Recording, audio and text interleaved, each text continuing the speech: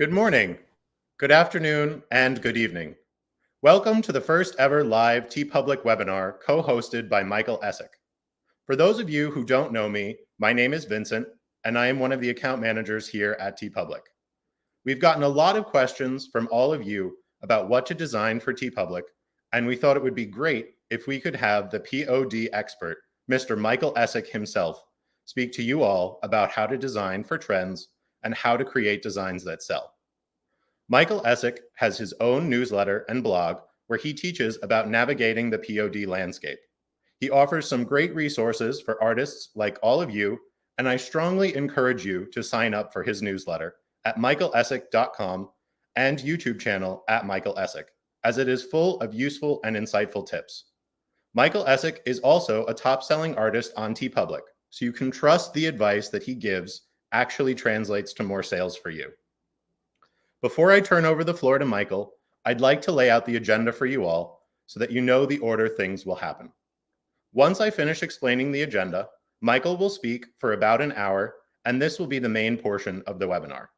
Michael will then do a quick wrap-up and explain a little bit about his products. Then take questions for about 20 minutes on the topic of trends and how to create designs that sell. And lastly, we will announce the winner of the raffle. For those of you who are non-native English speakers, there will be a replay with translatable subtitles available for up to 48 hours after this event concludes. So now, without further ado, Michael Essick. Hello, thank you, Vincent, for that wonderful introduction. That was very kind. I'll pay you later. It's wonderful to be here. I can see we've already got quite a few people in the comments already. So, yeah, if you can let us know where you're watching from, that would be awesome. I can see we've got quite a big crowd. I saw some Spain, some. What did I see before? We got some UK in the house. That's awesome. Florida Keys, cool. Germany is in the house, wonderful. So, yeah, like Vincent just said, delighted to have been invited by Teepublic to help. Wow, we got Morocco, Surrey, someone from the moon apparently, Connecticut, Croatia, Venezuela, Vermont, Hertfordshire, Brazil, Indonesia. Awesome. That's great. Thank you, guys. So, yeah, if I could just do a little bit of housekeeping before we get started, I'll give you kind of an overview of what I'm going to do today. So the topic, if you didn't already know, we are going to talk about how to create designs that sell on Teepublic today. So like Vincent said, what we want to do is really give you some tips and advice to help you really nail your ideas. Sorry, I think the speaker was a bit dodgy there. Is that any better? Thank you, Noah. I think that was you, Noah, who flagged that. Hopefully the sound's a bit better now. Is that okay? Thank you, guys. 1, 2, 1, 2. Thank you. Cool. All right. Nice one.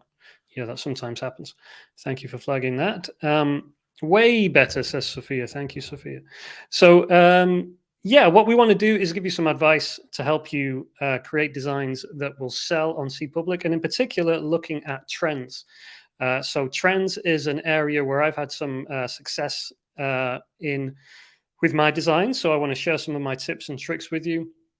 And like Vincent mentioned, we actually have a raffle right now. You should be able to see a link in the YouTube description. But if you also want to head to michaelessick.com/raffle, you'll be able to sign up there and you can win a free copy of my book, The Little Book of T-Shirt Ideas. This is a great introduction to, it's really bright, isn't it? But there you go.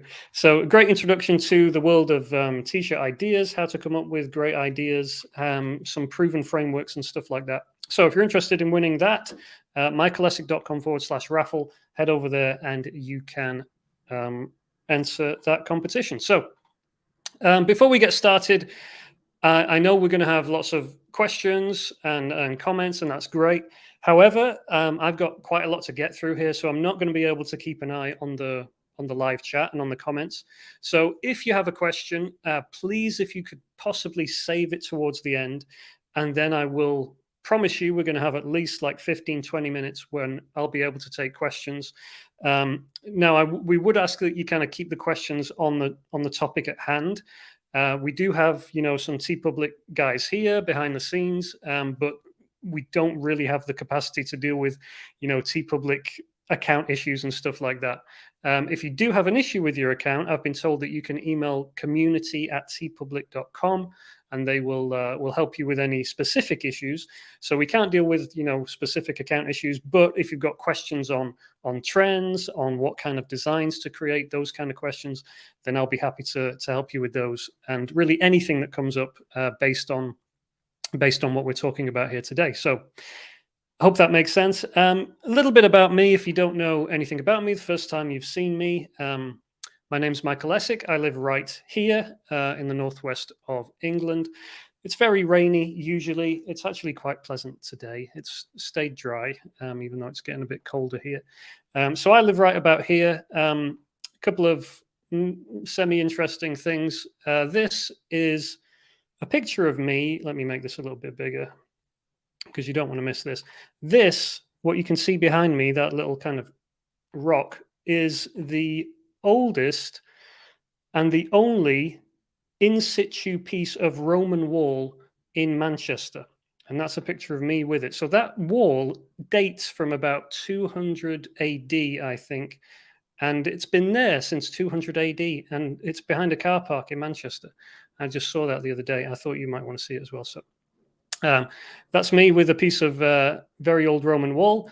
There's a better shot of it. It's not much to look at, but it is pretty cool. I've got 3 kids.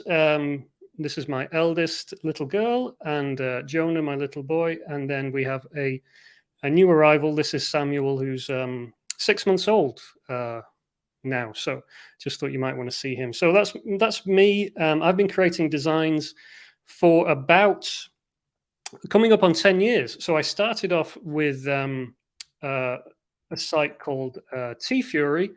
I created some designs for those guys. I've actually been selling on Teepublic since the very early days, back when Teepublic was actually more of a competition site, and where you had to sell a certain number of shirts, and then they switched over to the print-on-demand model.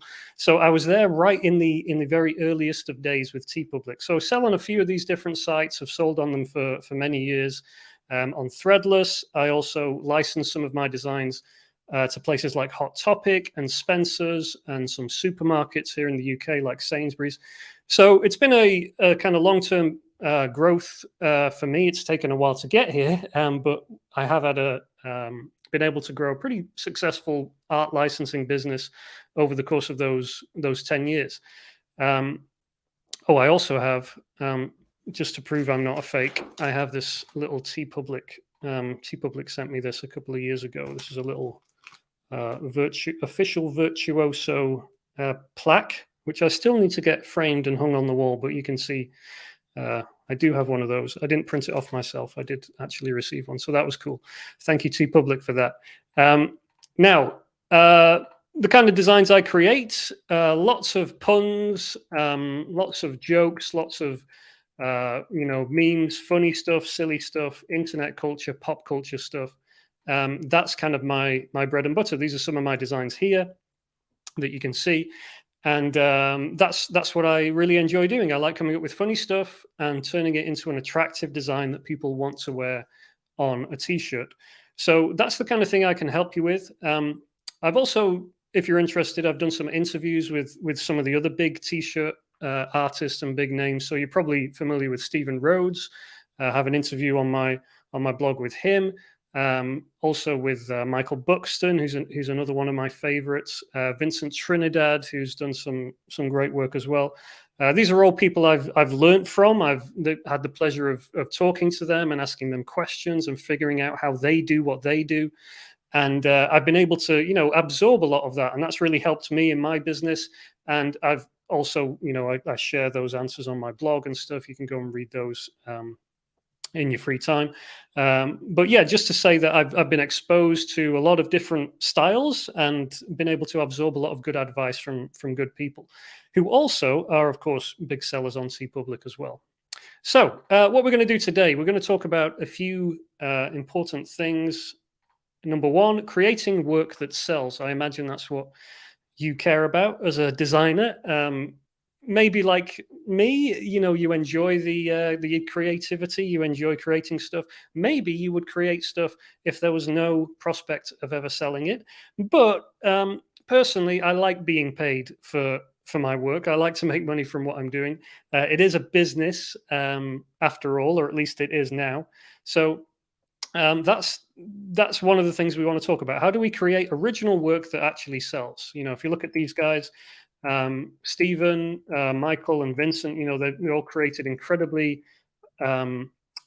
unique, original work that actually connects with people and sells. They've not created stuff that just hangs on a gallery wall somewhere that no one's actually interested in. They've turned them into funny jokes that engage people and that people actually want to pull out their wallets and buy something. So that's what we'll be talking about, creating work that sells. We're also going to talk about how to generate ideas that sell, and we'll get a bit into exactly what that means.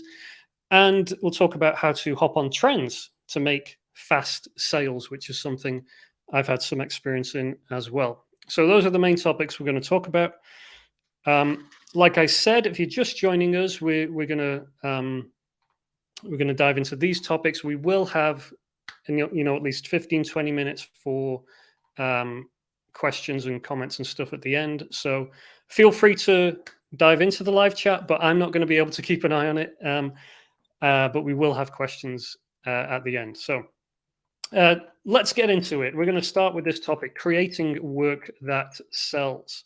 So when we think about designs, every design that is on Teepublic, every design that anyone's ever purchased started life as an idea, started life in someone's head as a, maybe it was just a line of text, a funny quote, or maybe it was, I'm going to put a dinosaur in a cowboy hat or something like that. It was just an idea. So this is what I'm talking about when I mean idea. We're talking about, what's in your head, the concept. Now, there's lots of different ways you can come up with ideas. Maybe sometimes they just pop into your head. Maybe you actually sit down and try to come up with ideas. But the point here is ideas are one thing and designs are another.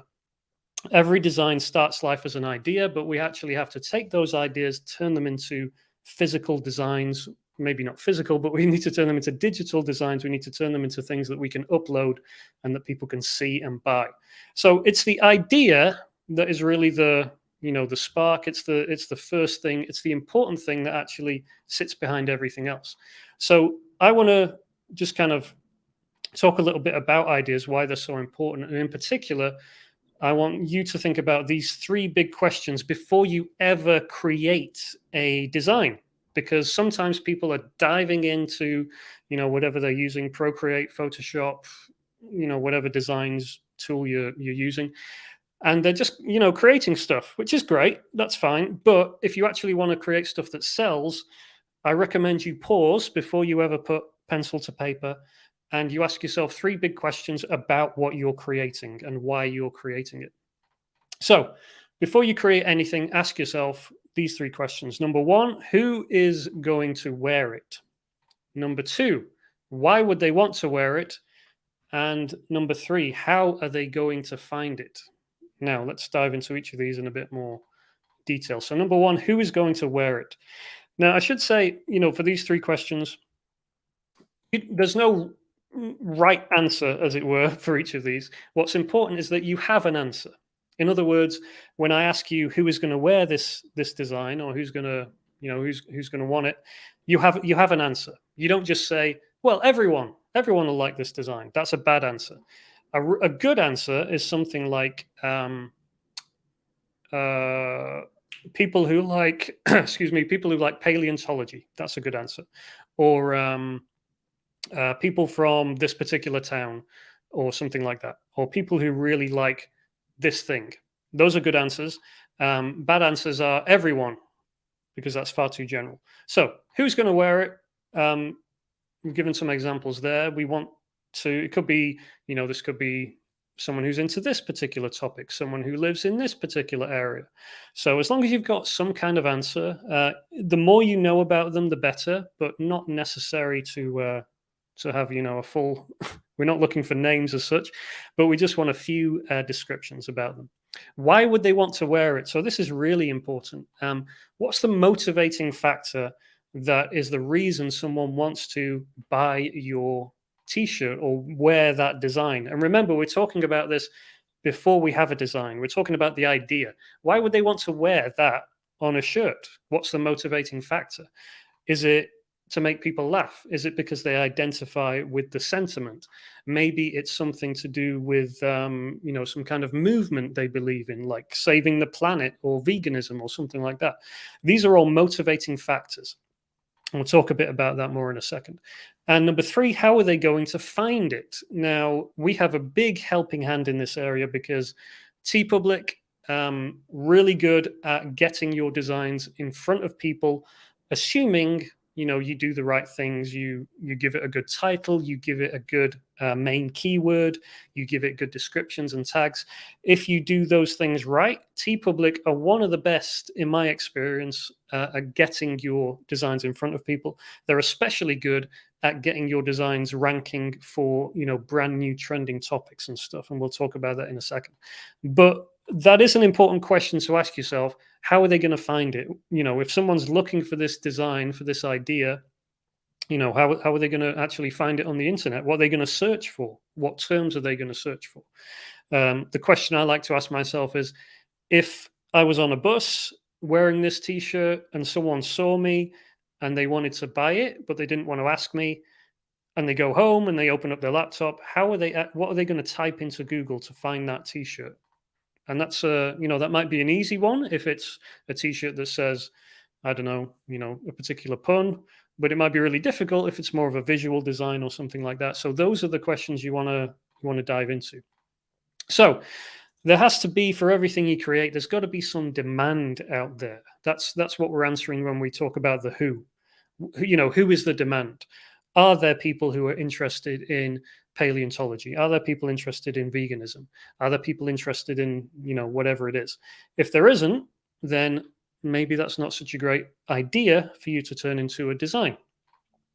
What's the motivation? What's the reason? And usually the stronger that emotion behind stuff, that gives you, that should be much more of a green light to go ahead. So, you don't want low-level motivations, maybe, people might like this. You want, really passionate groups. You want people who are really into whatever they're into. And a way to get in front of them. There has to be a way to get in front of them. Teepublic helps us with that, but we still have to give Teepublic, a helping hand with good keywords.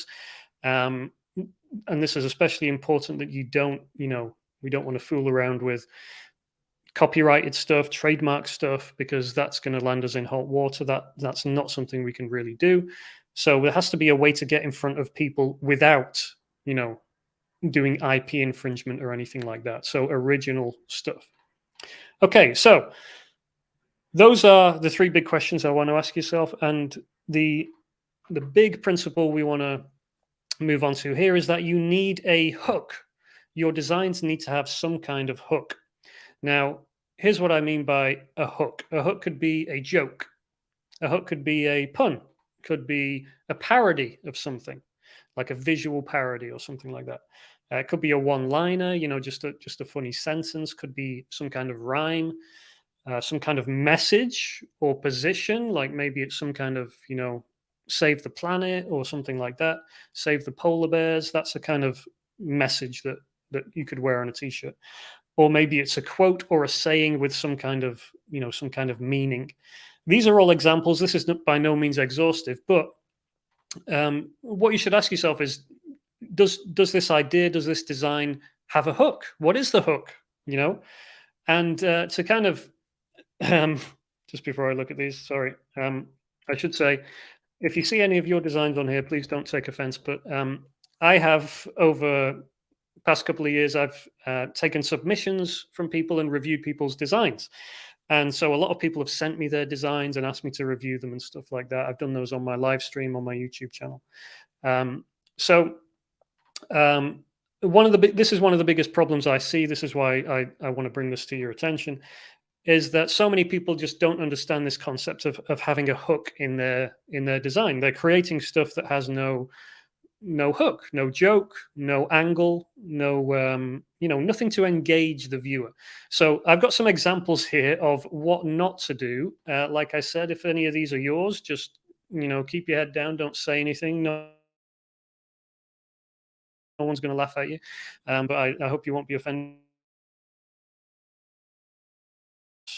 Oh, there we go. We're back. I think I disappeared there for a second. Some designs that I plucked out that have really no hook, no discernible hook at all, which is to say there's no joke, there's no there's no motivating reason. I mean, we can talk about a few of these, like I don't know what's going on here. This is just some eyeballs and it says I'm here. This is just some black squares. This is some weird kind of logo. And again, I'm not really talking so much about the design, because you could say, well, that's a cute polar bear or something. But a cute polar bear with the quote, "Hi there, ask me to make you smile," is not a hook. There's no joke. There's no angle. There's nothing that's gonna make someone want to buy that. If we're being very generous, we could say, well, it looks cute. Well, okay, but that's a really low bar. And what we want to do is find some really engaging hooks that will actually engage people. So here, like again, these are some bad examples. What not to do. Here's a UFO.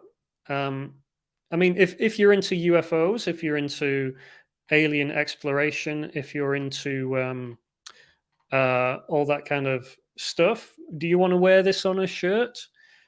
No, it's just a picture of a UFO. Where's the joke? Where's the angle? Where's the hook? It's just a picture, and not even a very engaging one. Again, we got some shapes, we got some weird stuff. Again, I'm not really talking necessarily just about kind of bad design, although some of these might be poorly designed as well. But we're talking about the concept behind them, which is really lacking. The idea isn't strong, and that's what we need. So on the flip side, here's some examples of designs with hooks. And these are, I think, the one thing I want to kind of draw your attention to is look how simple these are. They're not complicated graphically. They're not difficult really to create, but they all have clear hooks. I'm only here for the pizza. That's a funny phrase matched with pizza a pizza. Simple, but that's a hook. That's a funny phrase. Pause. This is a visual parody. Pause instead of the classic Jaws poster. That's a clear, nice, strong hook that people are gonna get and engage with. Fries before guys. What's going on there? That's a nice rhyme that people can get their teeth into. This is one of Vincent's, T-Rex in a kind of 80s style. So there's a kind of juxtaposition there. We've got we've got a T-Rex, but in a kind of retro 80s vibe. That's a hook. That's a smashing together of two things that's creating a strong hook. Here we've got some puns. I am super mature. That's a classic cheesy pun. Berry Christmas instead of Merry Christmas. I'm just here for the booze. Again, these are all simple puns. Sasquatch. So again, these are all really, simple designs, nothing complicated about them. What's powerful about them, though, is they've all got a nice, strong hook. Can be really simple. They get that message across simply, and that's what I want to leave you. One of the things I want to leave you guys with is: does this idea, does this concept have a hook, and how strong is that hook? So, how do we find hooks?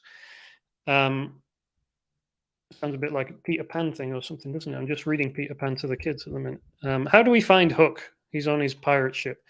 But how do we find hooks? We use proven frameworks. So what I'd like, we use proven frameworks.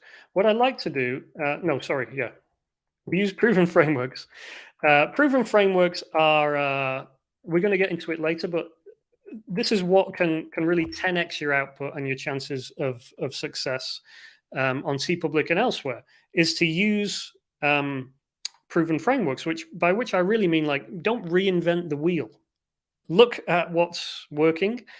Look at, like I said, look at what's working here. We've got puns, we've got funny phrases, we've got parodies. These are all things that are established frameworks which you can use. And if you do so, it's going to make life so much easier, because you won't be sitting down with a blank, a blank sheet of paper trying to come up with something. Instead, if you use a framework, if you use some of the things I'm going to show you, then you're not coming up, you're not having to pull ideas from nowhere. You're actually kind of leaning on stuff. You're making use of things that already exist. You're not reinventing the wheel. You are making life a lot easier for yourself. And this is especially true when it comes to the topic of trends.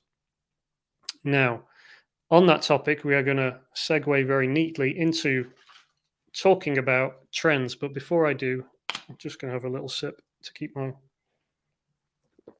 throat going good. Okay, Teepublic and trends. Now, the name of this webinar is how to create designs that sell, trending designs that sell on Teepublic. So let me talk a little bit about why Teepublic is so good at this. Teepublic is one of the best. Teepublic have a very strong, and they always have had very strong SEO.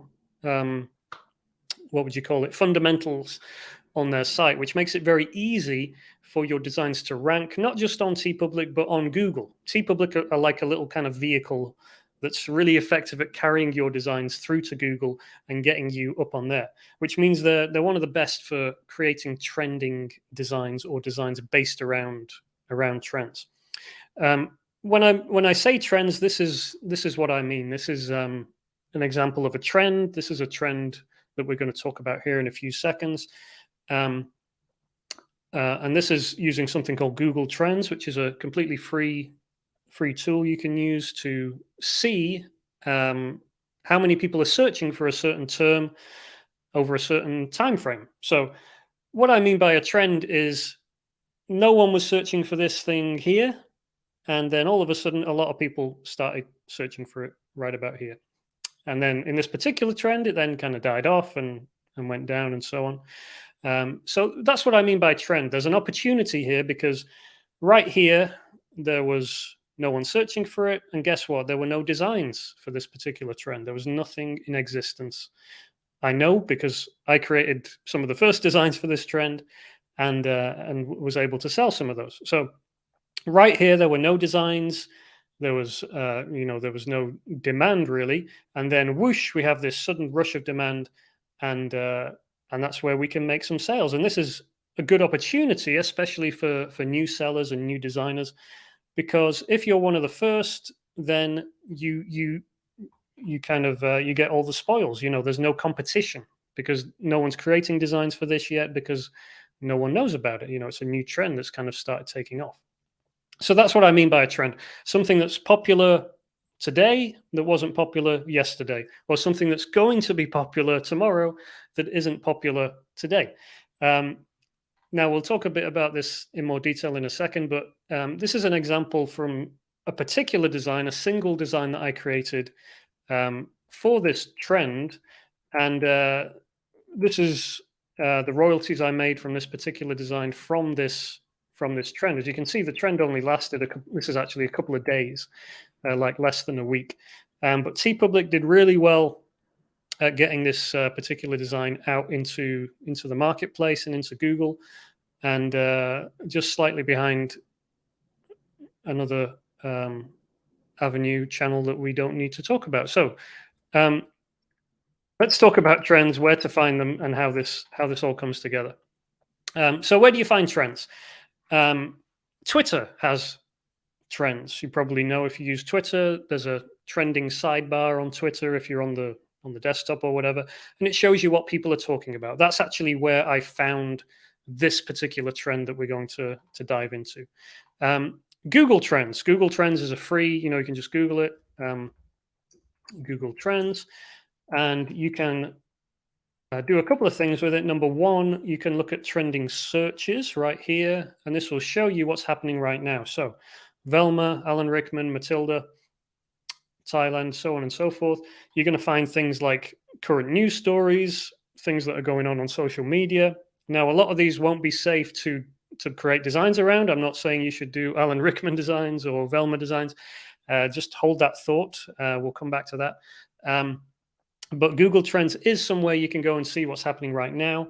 And you can also, this is what I use it for most often, is you can go and see, you know, how many people are searching for, you know, whatever it is, this particular search term. Okay, Michael Essex, a bad example. Let's do Triceratops. How many people are searching for Triceratops in the past 12 months? Okay, it's been pretty flat. What about the past 5 years? Okay, so sometime in 2019, there was a huge spike in searches for Triceratops for some reason. So this is Google Trends. That's what it will show you. You can look at the different time frames. You can see what's happening almost in real time, almost down to the hour for how popular something is.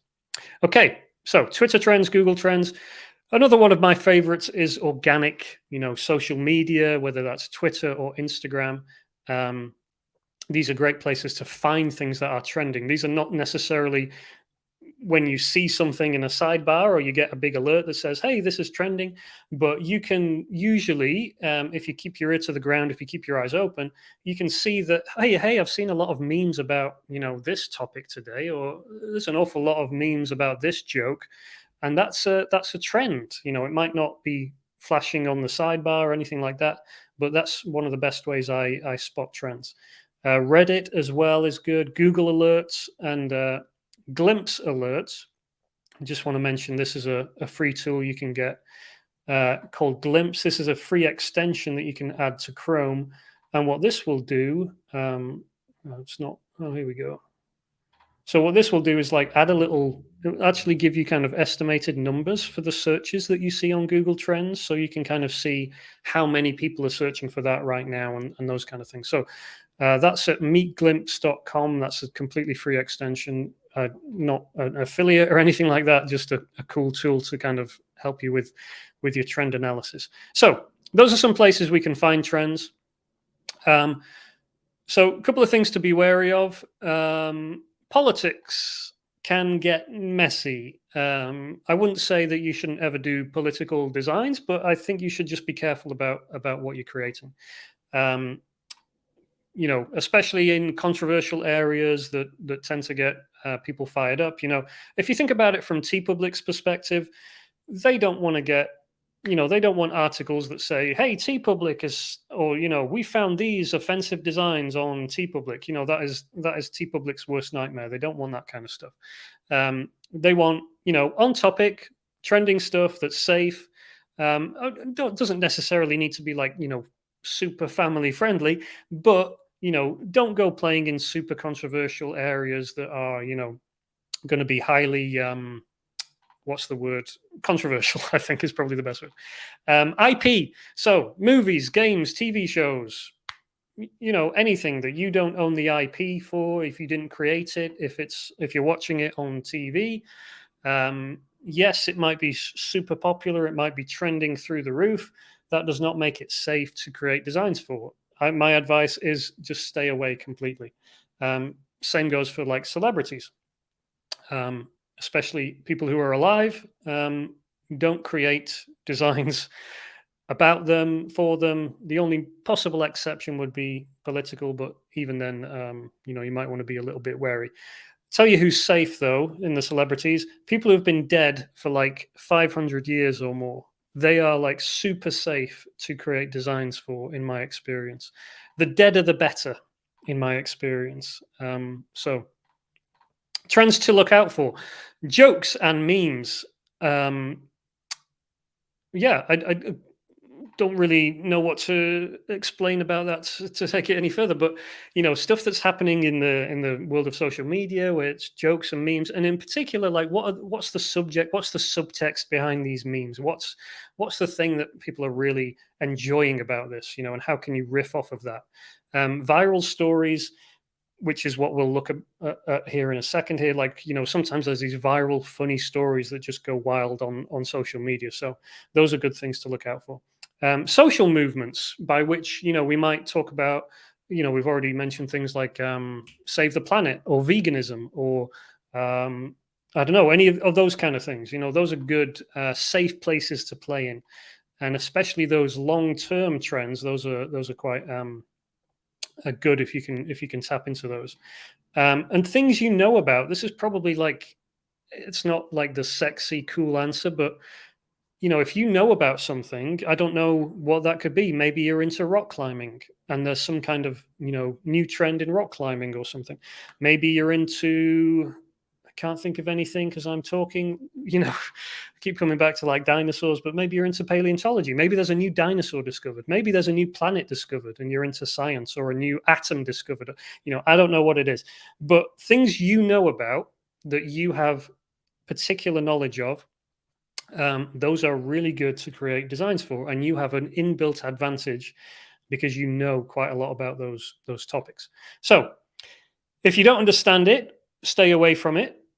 That's really good advice. If you see something trending on Twitter, or you see something going viral on Google Trends, just make sure you understand it before you dive in. Make sure you understand what it's about. Don't assume. Do a bit of research, do a bit of reading, and I'm going to walk you through a real life example right now. So this is a real life trend example that happened, and this happened earlier this year. Not a huge trend by any stretch, but did make, I think it was, it's made about $300-$400 or something in the space of a week.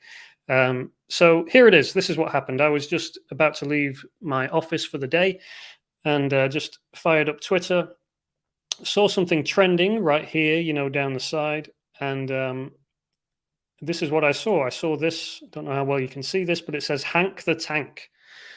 And that was what was trending on Twitter. I was like, what's Hank the Tank? That's a funny name. Let me just have a little look at this. So I clicked it, and this is what I saw. I saw, Twitter's trending thing with the top and stuff. And it was this story from the New York Times about Hank the Tank, who was a 500-pound bear who was ransacking a California community. And obviously, we don't need to go into too much detail about Hank, but basically he was a really big bear, and he was eating pizza and just like, trashing people's houses, but he didn't hurt anyone. And loads of people were basically saying, Hank the Tank is great. I support Hank the Tank. Don't kill him, save him. And even people saying things like, Hank the Tank is my spirit animal, or in this house, we support Hank the Tank. Those were some of the tweets that I was seeing, that were kind of happening in real time. So immediately I was like, this seems like a good topic to maybe have a think if I could create any designs around this. So I did actually do a super quick search on Google Trends and for Hank the Tank, and this is what I saw. Now, if you ever see this on Google Trends, you see this kind of dotted line. That means that Google's predicting, i.e., it's kind of working off like real-time data, and it's predicting that this trend is going to go, up through the roof. So if you ever see something like that, that's a really good indicator that you might want to jump on that. So so this is the actual longer-term trend. This was that big spike, like that. Sorry, that there is the spike that happened here, and you can see it dropped off pretty quickly. So interest in Hank the Tank sadly lasted about a week. That's all. But that was enough for me to create some designs, and well, really just one design, which I'll just kind of show you right now. So what I did was, I have, over many years, I've built up a kind of bank of reference points. So these are things like iconic images and funny phrases, like fill in the blank phrases, all this kind of stuff. And over many years, I've built these up, had them in a spreadsheet, so that I could literally just like scan through stuff whenever a topic comes up and just see if anything jumps out and see if anything kind of jumps out at me. So I've taken those references, I've put them into some software, It's called Ideally. This is what it looks like. So literally, I saw Hank the Tank, saw this trend happening. I headed over here to my software where I've got all these like iconic images and stuff that I can play on. And I have these filters set up so that I can kind of filter them for certain things. So I literally just went here. I said, well, Hank the Tank is an animal. He's a bear. So let me see if there's any kind of iconic stuff around bears that we could play off of here. So it didn't take me long. Scrolled down, saw this California flag. And immediately I was like, oh, hold on a second. This could be good. Because guess what? Guess where Hank is? He's in California. He's in Lake Tahoe or something. So Hank the Tank, bear, California Republic flag. This could be a goer. So got out my iPad quickly, threw together this design, Hank the Tank. So you can see this is just a real clear parody of the California Republic flag. We've just kind of copied it as close as we can, but we've drawn Hank as best we can, made him look, kind of like the California Republic bear. Just replaced California Republic with Hank the Tank, which is maybe a bit lazy, but that's the design. And this design, quickly threw it up on. You can see it here on Teepublic. This sold 54 designs sold on Teepublic, and a few other places as well. So in the space of about a week, I think about $300, $400 in royalties, all from this really simple design for Hank the Tank, from a trend that anyone could have spotted, anyone could have created this design. I just happened to be there first, ahead of most others. Many other people had the same idea. Many other people came up with the same design as well, but I was one of the first ones there with it because I tapped into this, this framework. I used this well-known image, and I created a simple parody of it. And again, I don't think this design is especially especially complicated. I'm sure many of you could create the same thing. It's really simple. The power is in lining up a couple of things together and getting there quickly when this trend is taking off. So that's my real life example, and there's a few things I want to kind of pull back on that. So kind of revisiting our thought about hooks, this is a hook, this is a parody. That's one of our examples of a hook. So if you can do a parody like this, especially when it's, a kind of safe graphic to use and it's not going to land you in any trouble, and it's a topic that's, particularly probably going to be safe, then that's a really strong hook. So how do we find hooks? We use proven frameworks. Proven frameworks are things like iconic imagery that everyone knows, Don't Tread on Me, the Darwin fish, the Jaws poster. These are all things that you can riff off of. But those aren't the only proven frameworks. That's just one example. So iconic images is one thing. Well-known phrases is another, and I'll show you some examples here in a second of what I mean. Visual styles. So we talked about Vincent's one with the dinosaur, the T-Rex in a kind of 80s style. That's a visual style you can play off. There's different types of puns, there's different types of wordplay. There's phrase templates that you can tap into. There's memes. There's familiar layouts and stuff as well.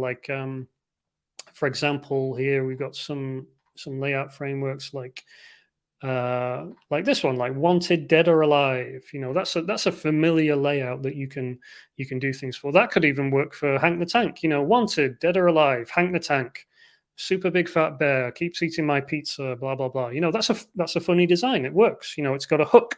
So those are what I'm talking about. Not only visual stuff, but phrases as well. So this is the message I want to get across. You should not start from a blank slate. Every design that you create should have some kind of framework. It should fit into something. You should be able to say, hey, that's this is a pun, or this is a parody, or this is tapping into this, or this is leaning on that. So especially if you want to grow and you want to make sales quickly, that's really my advice to you, because buyers love frameworks. People love, something that riffs off something they know. They don't want to have something explained to them. They don't want, they don't want to look at a design and have to figure out what it means or have to really like your particular style. They want to look at something and go, ha, that's funny, or that's like that, or I think this is cool. So, I want to buy it. So give the people what they want. Don't make them work hard. Don't make them have to love your particular style. Give them something that they recognize and that they're familiar with.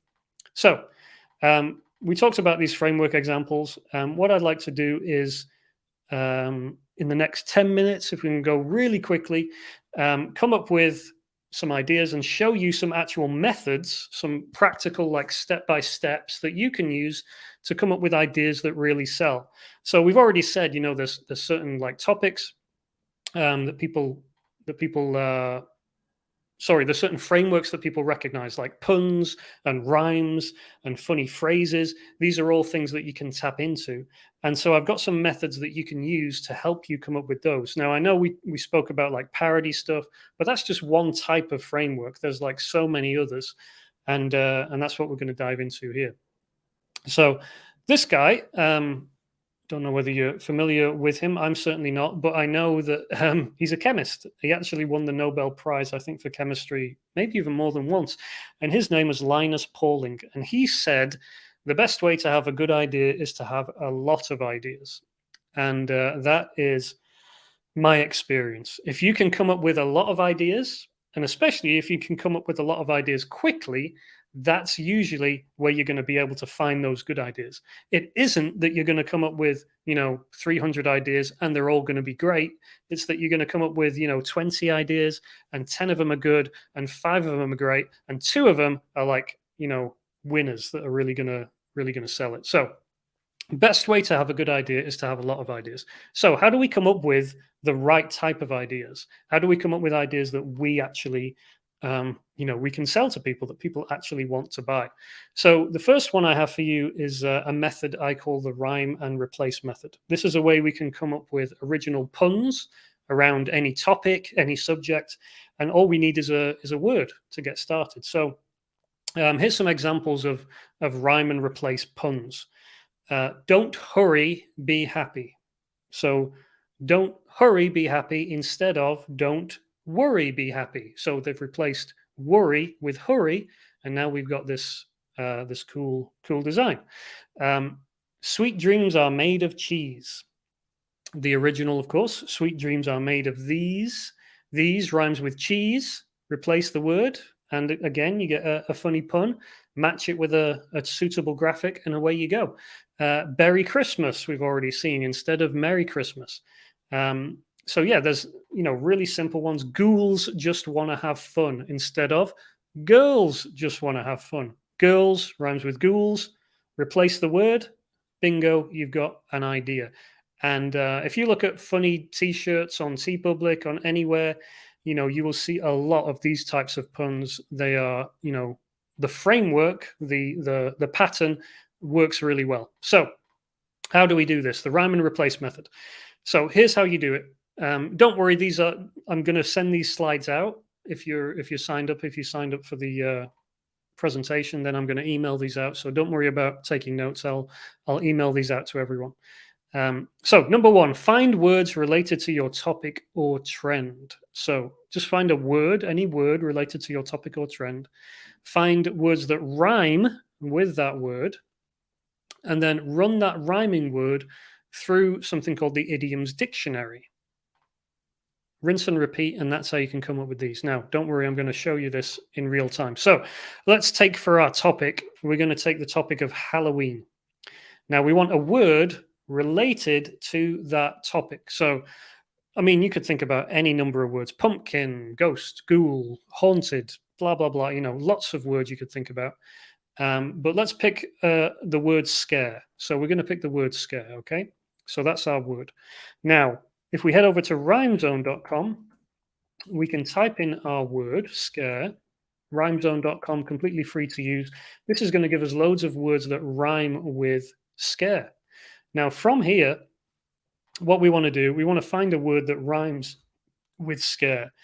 And in particular, what we want to do is look for words that are kind of short and that are likely to appear in phrases. So here we got care, and we got like bear. So I'm going to pick bear. So scare rhymes with bear. Okay, so that's our rhyming word. Now we can head over to another free website. This is idioms.thefreedictionary.com, and we can do a search for bear. And guess what this is going to show us? This is going to show us idioms that include the word bear. See all these here? As gruff as a bear, baby bear, bear one's teeth, bear down, bear away, bare necessities, across to bear. Now, you might have jumped ahead and seen what we might be doing here, but so we just want to find one of these idioms that we like. So let's pick. Where's that one? Grin and bear it. That's the one that we picked. So grin and bear it. Where's that? There it is. Grin and bear it. Popular idiom. So we know that's good. And literally, all we want to do is swap bear with scare. So replace the rhyming word with the related word, and we come up with grin and scare it. And that's, I turned into this really simple Halloween pun. So that's a really simple way you can come up with your own original rhyme-based puns. Look for a word related to your topic, use Rhyme Zone to find a word that rhymes with it, and then search the idioms dictionary for that rhyming word. Replace the word with the rhyming word, and you come up with your own original phrases. And you can do this over and over again. You know, you can use any related words. And this is one really super easy way to come up with a lot of puns fast around your topic.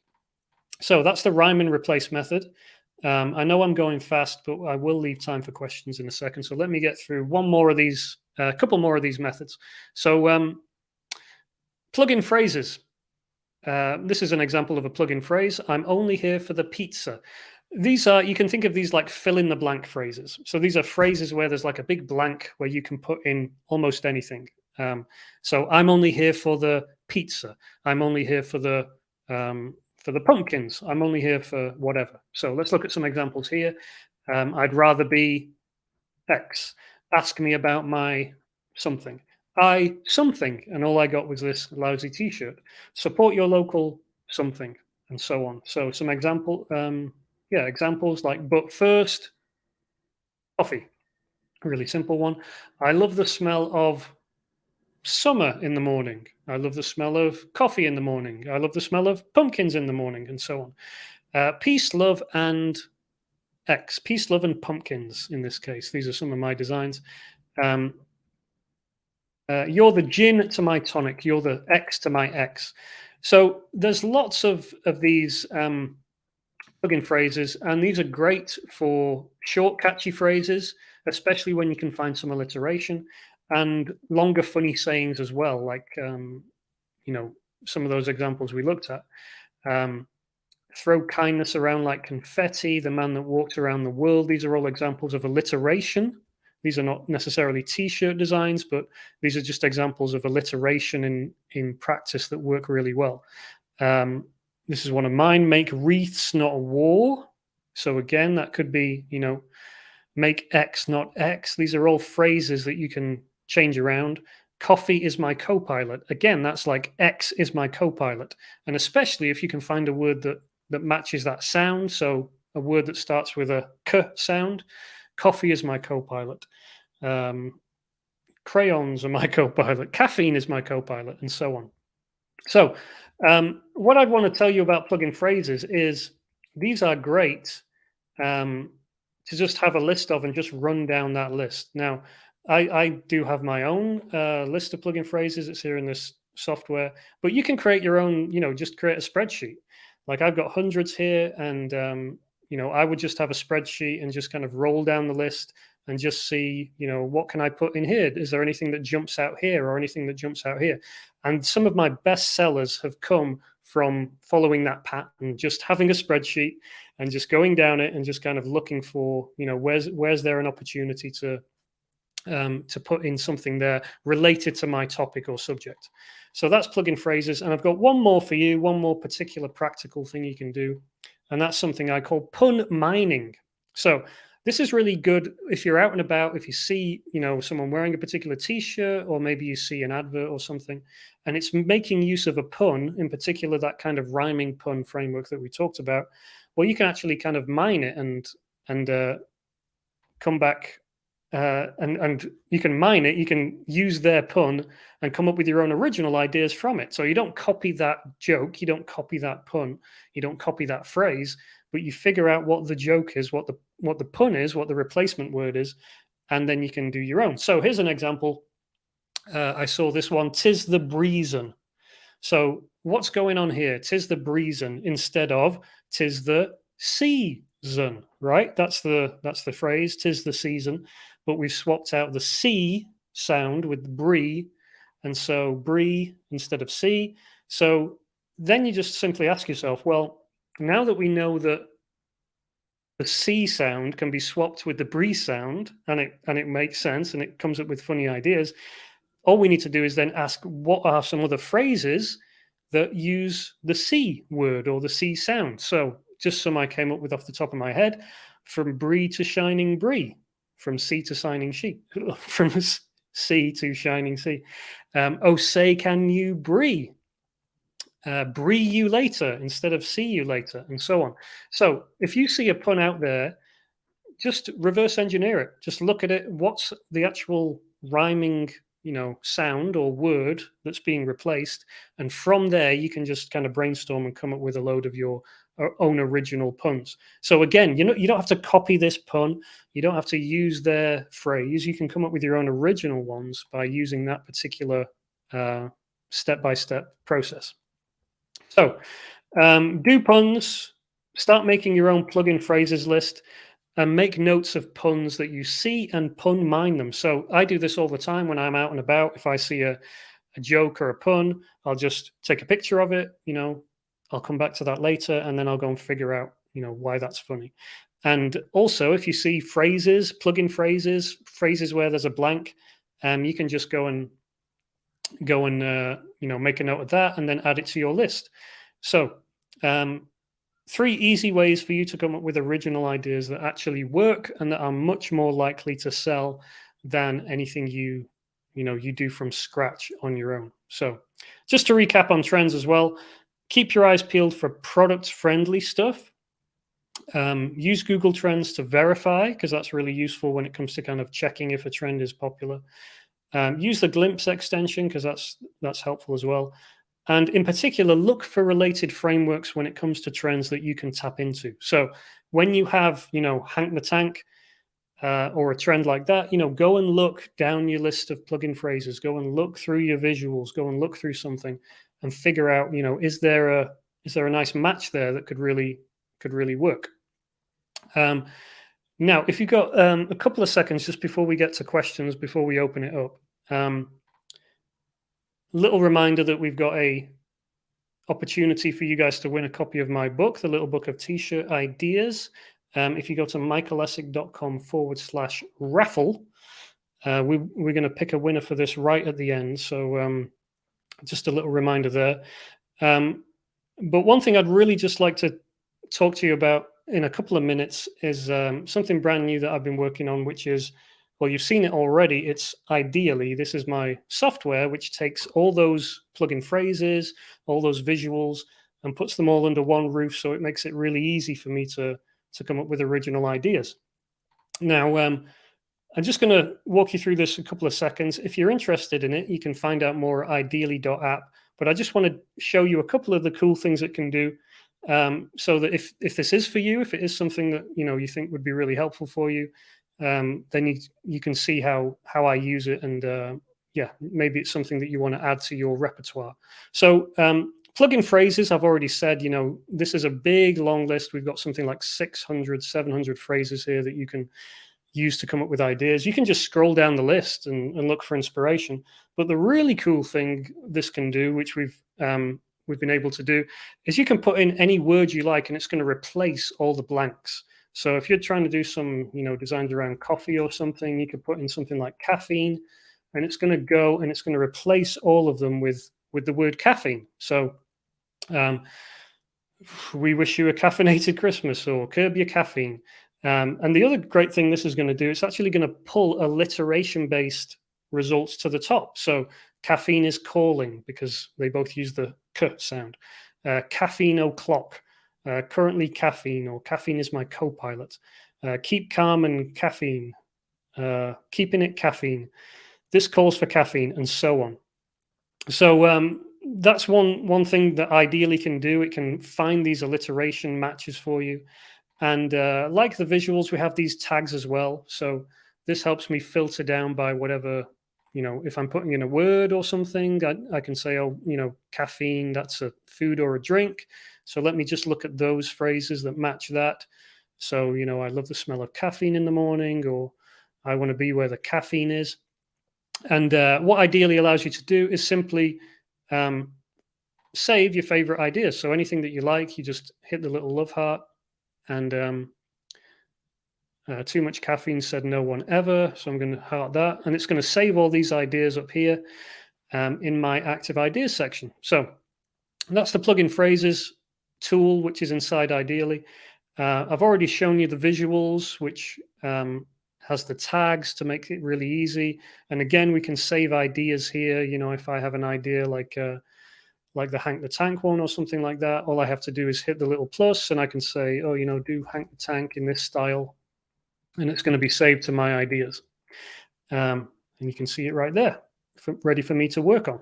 I can even add like notes about it and say, oh, do this in this style or whatever.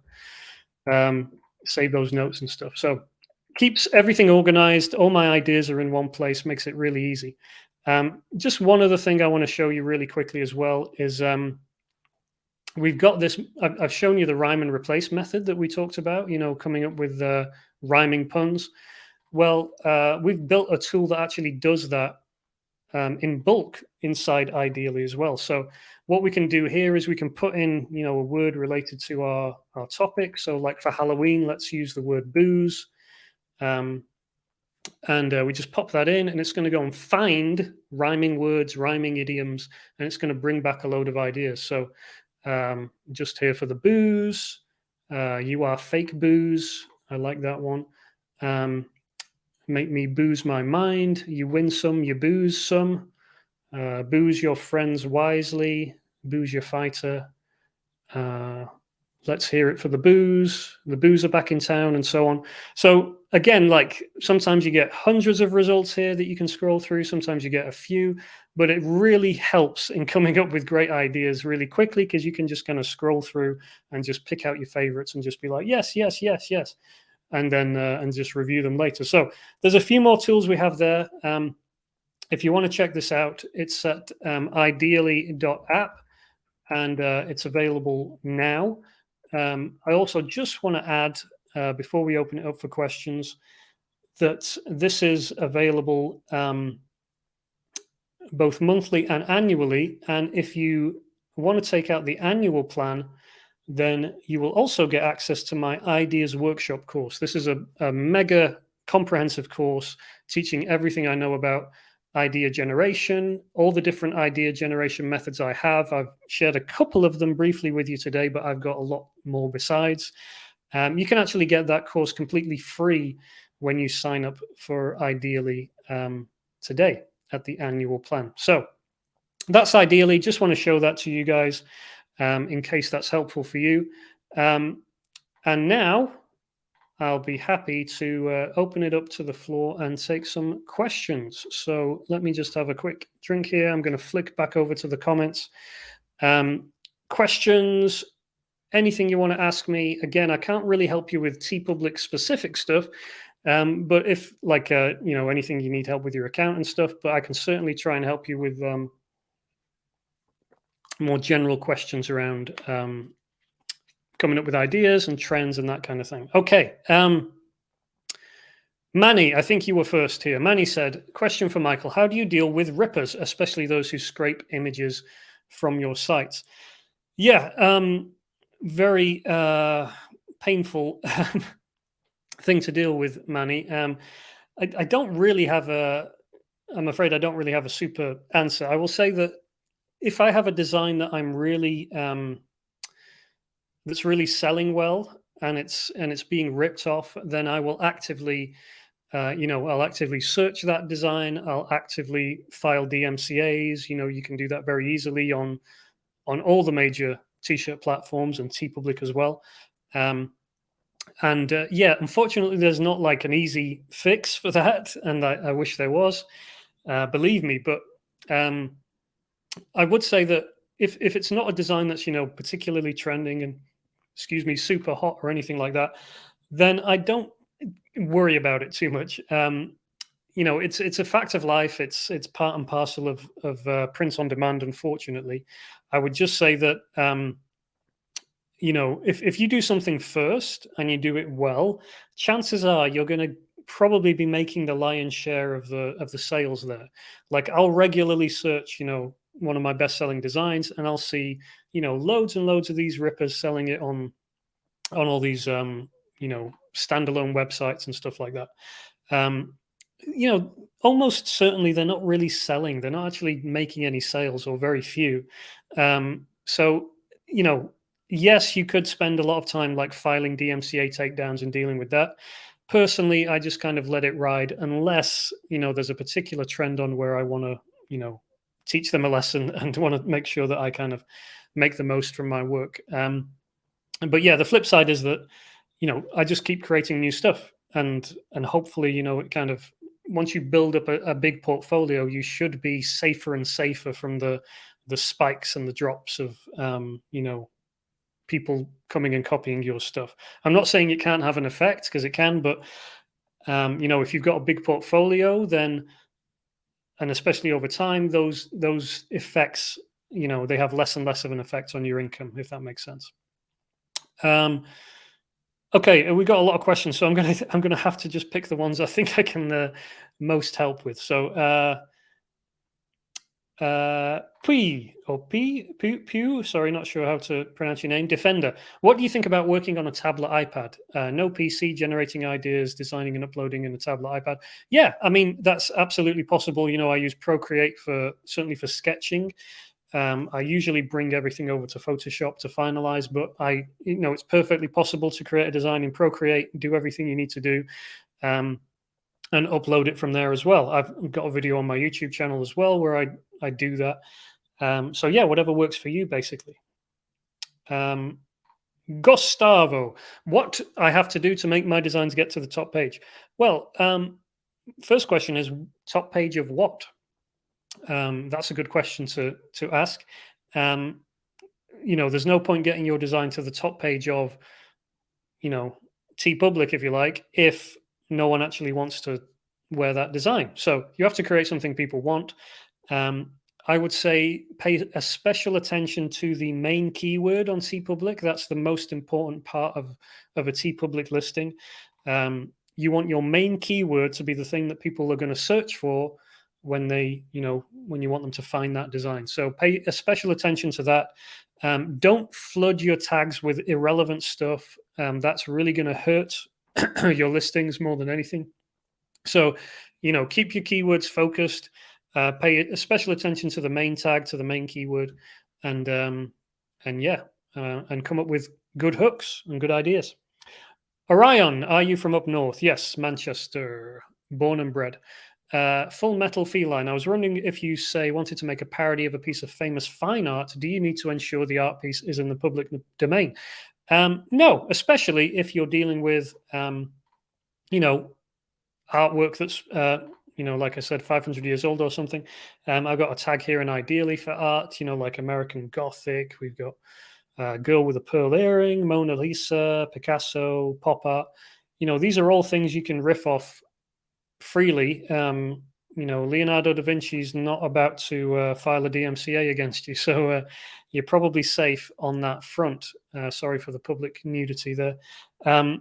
So you're good on stuff like that. So the older the better. You can probably get away with the odd Banksy reference as well and stuff like that. But yeah, I wouldn't worry too much, especially if you're doing riffs on older stuff. Ali, do you stick with one color on tees? I usually stick with a maximum of 3 colors. So I wouldn't go much more than that unless I have a particular reason to. But yeah, one color is fine, especially if you can get the joke or the concept across using one color. Then more power to you. Amy says, I've never bought a shirt with words. How does that fit with your expertise? I've spent at least 2K on Teepublic shirts over the last few years.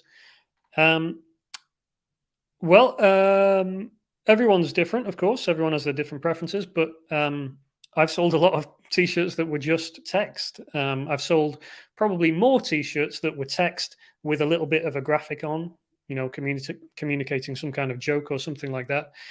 So yeah, it takes all sorts. What is best selling on some of these platforms is not something I would buy, but you do you. And the big question is, the big question that I ask myself is, would someone want to buy this? A really good question is, would I want to buy it? That's probably even better. But you don't have to necessarily, a lot of my designs I would never wear. But there's a lot that I do really like as well. So, it's kind of, takes all sorts, whatever works for you. What do we think about parody designs? Does it still relate to the trend? Yeah, I mean, like the Hank the Tank design, that's a parody design that is also related to a trend. If you can do that, then you're really onto a winner in my experience, because you're kind of lining up something familiar with something new, put those two things together, and people tend to really like that. Defender, what do you think about making fan art about IPs? No, I would not do that, is my answer. It's fine to do fan art, on your Instagram or whatever, but I wouldn't recommend uploading that to sell it on products. That's going to land you in hot water sooner or later. Quiet Wave, is it important to build an audience in social media to be successful in POD? It is not essential, but I certainly think it can be helpful, especially to kind of get the ball rolling, even if it's just, maybe you just have a really small following, and a couple of them buy a T-shirt just to get you ranking. So, like, one of the things with Teepublic is the rankings are based on sales. So if you have a design that sells and it's on a brand new trend, then that's going to jump to the top because it's the one that has sales, and then it's going to sit there and it's going to kind of be a perpetual circle. So if you can do that, and you can do that even if you just got a very small following, even if you've got a couple of hundred followers and you say, hey, new design, it only takes one of them to go and buy it, and then you've got the ball rolling and you've given yourself a bit of an advantage. So it's not essential, because Teepublic is really good at the search traffic and driving the traffic that way. But it certainly helps, it can help to just kind of nudge things in the right direction. Okay. I'm sorry, guys, there's loads of questions and we're going to have to cut it off somewhere, but I'll take a few more and then we'll wrap it up. Excuse me, we'll wrap it up here. Honey says, question for Michael, what drink is that? It's lemon iced tea. I'm a bit of an iced tea fanatic. Francis, is it better to use the recommended tags by Teepublic or my own, even if they do not appear as an option? That's a good question, Francis. I would say yes to both. If Teepublic recommends them, then I certainly would usually use them, unless as in beyond a shadow of a doubt that those tags are not actually related to your topic. So sometimes, Teepublic, like any site, can make mistakes, but as long as they're not completely out, it's not completely wrong, I would always recommend using Teepublic suggestions, but I would also recommend you using your own if they don't appear as an option, as long as they're relevant to the topic. And obviously that comes down to how well you know your topic and all that kind of stuff. But yeah, hope that helps. Let's Boogie. Any insights into the typical customer of Teepublic? Not the typical customer, but I can certainly say, where I've had the most sales is pop culture, internet culture, trends and memes, and that kind of space. So anything funny, anything that's on trend, anything that's culturally aware, those kind of things do well. So yeah, that's kind of what works for me on Teepublic. I'll just see if there's any other last minute questions I can take before we wrap it up here. Give me that pencil. How do you market outside of POD sites? It's a tricky one. Of course, I can give you all the standard, Instagram and Facebook and Twitter and all those kind of places. I would just say, when you're creating a design, you want to think about, like we said earlier, who's going to wear it. And then you want to think, where do they hang out? Are they on the internet? If so, where? Maybe they're on a subreddit. Maybe there's a Facebook group. I'm not saying you should go and spam subreddits and Facebook groups. That's not what you want to do. But you can certainly, you can offer your services in places. You can create stuff, for example, like, subreddits and Facebook groups. They need header images and they need logos and stuff. You could just go and, make friends with these groups and, be part of the community. Sooner or later, you'll probably have a good opportunity to, to post one of your designs or to create a design for that group, and then you can make sales that way. So it's really just about thinking, who's the target audience. And again, I don't think it's essential for you to do your own marketing, especially if you use Teepublic the right way and you use their keywords and you focus on what's important there. But yeah, there's certainly ways of reaching people that are not, Instagram and Twitter and stuff like that. Getting out there in those communities. Okay, guys, so many questions. I'm afraid I'm not going to be able to get through them all, but you can email me, michael@michaelessick.com. I'll be happy to. It might take me a while to get through to everyone, but I do usually get back to everyone via email. So, yeah, if you've got any questions that I've not been able to answer, sorry that we've not been able to get to them. We've got a giveaway that we need to do. Thank you for reminding me, honey. That's your name, honey. I'm not just calling you honey. Let's have a look at the giveaway winner. Who are we going to get? So I'm just going to refresh this here. You can see this on the screen, so I'm not faking it. We've got 163 participants, so I'm going to pick a random winner. Randomly select one winner. Might show your email address here on the screen. No, it's not. Marielle Tiogo, you are our winner. Marielle, I hope you're there. But you are the winner of the Little Book of T-shirt ideas, which is right here. So Marielle, if you would send me an email with your address, I will get this sent out to you. Might even include a couple of little ideally stickers as well. So congrats to you, Marielle. Thank you for entering, and your prize will be winging its way to you. Now, like I said, if you've got any questions, anything I can help you with, if you want to know more about Ideally or my Ideas Workshop course, I'd be happy to help you with those. But I think we're going to have to leave it there for today. My voice is already going. So thanks to Teepublic for setting this up. Thank you to all you for joining. If you haven't already, please head over to michaelessick.com, sign up for my free email newsletter. I send out weekly tips and tricks every Tuesday, completely free. And if you want more help from me, then I have my Ideas Workshop course, have a course specifically on trends, and of course, the Little Book of T-shirt ideas. You can find these all on my website, michaelessick.com. And our brand new software offering, ideally.app, is available now as well at ideally.app. All right. Thank you, guys. I can see a lot of thank yous. Thank you, Laurie. Thank you, Sural. Thank you, Insane Mo. Thank you, Ray. Thank you, Eraser Art. Hope you have a good rest of your day. Hopefully talk to you soon on my newsletter. And thanks again for Teepublic for setting this up. So I'm going to leave it there. Hope you have a great rest of your day, wherever you're watching from. There will be a replay link that I'll be sending out along with the slides. We also have something I forgot to mention. We have a list of topics from Teepublic that are topics you might want to create stuff around. So I'll email that out as well. So make sure that you are on the the email list that you signed up at michaelessick.com/Teepublic Live. Hopefully you signed up here. Make sure that you did. I'll just pop that link there because you have to be signed up there in order to get the replay links and everything else. So I'll just pop that link in the comments. All right. I think that's everything. So thank you, guys.